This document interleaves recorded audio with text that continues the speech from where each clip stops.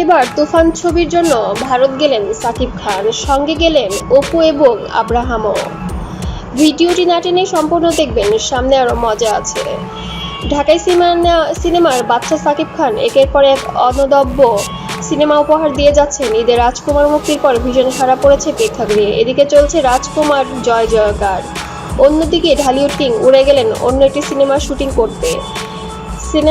করতে যাওয়ার সময় ছেলে আব্রাহাম এবং অপুকেও নিয়ে যায় সেখানে।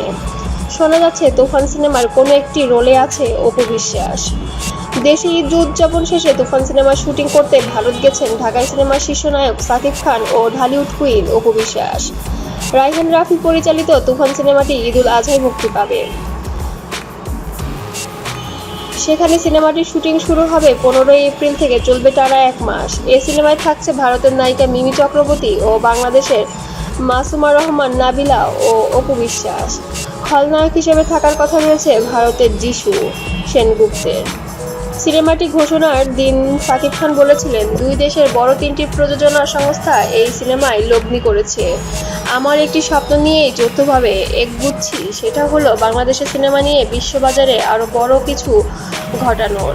আমাদের সিনেমাও একদিন ভারতীয় সিনেমার মতো কয়েকশো কোটি টাকার ব্যবসা করবে। হতে পারে তুফান আমাদের সেই সুযোগ এনে দিবে। তুফান সিনেমার প্রযোজনা প্রতিষ্ঠান হিসেবে রয়েছে আলফা আই, ভারতের SVF এবং চরকি। মারকাট অ্যাকশন ধাঁচের সিনেমার সাকিব খানকে দেখতে মুখিয়ে আছে দর্শকরা। নতুন সিনেমা তুফান তেমনই ধুন্ধুমার ও হাই ভোল্টেজ অ্যাকশন ধাঁচের সিনেমা। প্রথমবারের মতো তুফান সিনেমার মধ্য দিয়ে একসাথে কাজ করতে যাচ্ছে রায়হান রাফি ও সাকিব খান, এবং নতুন মুখ হিসেবে সাকিব খানের সাথে আবারও দেখা যাবে অপু বিশ্বাসকে।